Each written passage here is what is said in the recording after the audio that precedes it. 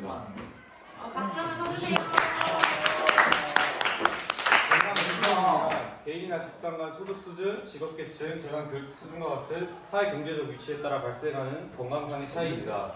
이 건강 불평등에 대해서 마가리 화이트 헤드라드 연구 전문가는 불공정하고 불평등하며 존재하지 말아야 할 것인 동지에 극복하는 것이라고 했습니다.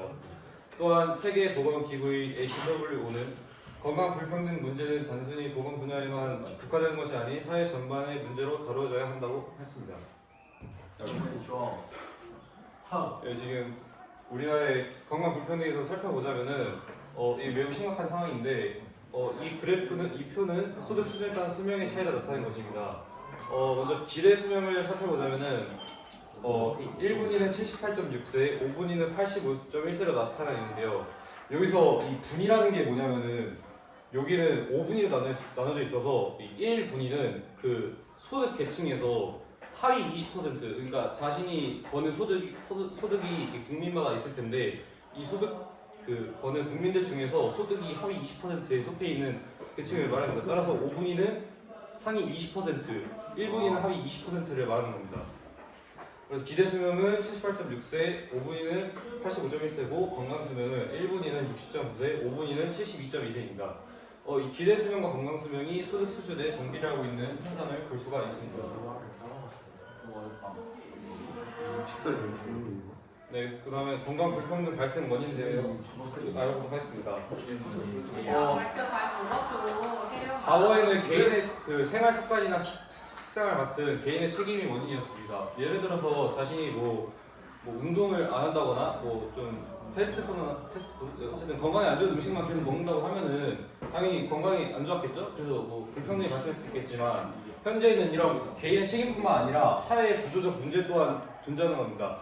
소득 수준의 격차, 교육 수준의 격차, 고용 정도, 주거 및 생활 환경 등에 따라서 지금 현재 건강 불평등이 발생하고 있습니다. 네, 그 다음에는 건강 불평등의 해결 방안을 살펴보겠습니다. 네, 첫 번째는 국가 차원에서 시행하는 제도입니다. 국민 건강 증진 종합 계획인데요. 2021년 보건복지부에서 발표한 제5차 국민 건강 증진 종합 계획입니다. 첫 번째는 건강 형평성 지표 관리 강화, 건강 영양평가 도입 추진, 해외 사례를 고려한 건강 미래 품목에 대한 건강 증진 부담금 부과 수준에 대해서 대상 연구를 논의하고 있습니다. 이 목표가 소득 수준 상위 20% 하위 20% 아까 5분위와 1분위 건강 수명 격차를 2030년까지 7.6세 이하로 낮추고 증가 추세에 있는 지역 간 격차도 2030년까지 2.9세 수준으로 관리하는 것이 목표라고 합니다. 다음은 세계보건기구인 ACW에서 제시한 건강 불평등 감소를 위한 세 가지 방안입니다. 첫 번째는 일상생활 여건의 근본적인 개선이 필요하고요. 두 번째는 권력, 돈, 자원의 불평등한 분배 개선이 필요합니다. 마지막으로 문제점 2의 행동 지침에 대한 평가 및 해결 방안 제시가 필요합니다. 구체적 방안으로는 첫 번째는 사회 인식의 변화, 이 건강 불평등이 있으면 안 된다는 그런 사회적 인식의 변화가 필요하고요. 두 번째는 보편적인 건강 수준이 향상되어야 합니다. 세 번째는 사회적 편물 이전 소득 늘리기가 있는데 이게 좀 잘라가지고 이따 다시 나오니까 그때 설명했습니다. 그 다음에 네 번째로는 글로벌 우수 사례를 지속적으로 벤치마킹하는 것이 있습니다.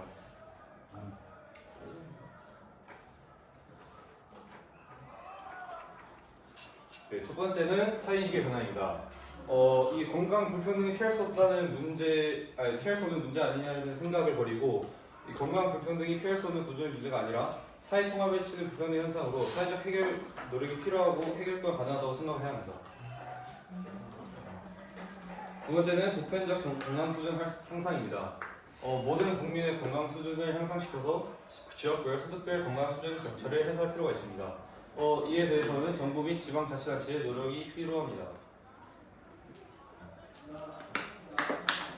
세 번째는 사회적 현물 이전 소득 늘리기인데요. 사회적 현물 이전 소득이란 국가가 국민에게 현물로 제공하는 의료와 교육, 보육 등 상품과 서비스를 말합니다. 이렇게 해서 무상급식과 의료비, 과거 소득을 늘리고 소득 분배 효과가 있다. 이런 말이 있습니다. 네 번째는 글로벌 우수 사례를 벤치마킹하는 겁니다. 예를 들어서 핀란드에서는 심혈관 질환 예방 프로젝트가 있습니다. 이는 건강 불평등의 성공적 해결 방안 사례인데요. 처음에 핀란드는 낙농업 발전으로 인한 과도한 유제품 육류 섭취 등으로 인해서 심혈관 질환 발생률이 매우 높았습니다. 이를 해결하기 위해서 정부는 1972년 심혈관 관계질환 예방 프로젝트를 실시했습니다. 이 노력 끝에 이후 20년 동안 심장병 유병률이 80% 감소했습니다. 이런 사례를 벤치마킹 다양한 건강 불평등을 해결할 수 있습니다.